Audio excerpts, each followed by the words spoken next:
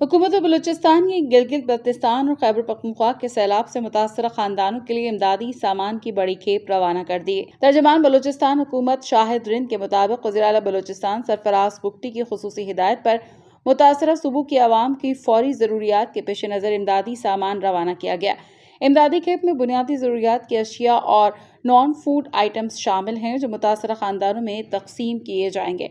उन्होंने कहा कि गिलगित बल्तिस्तान के 1500 और खैबर पख्तूनख्वा के 1000 मुतासर खानदानों के लिए इमदादी सामान भिजवा दिया गया है।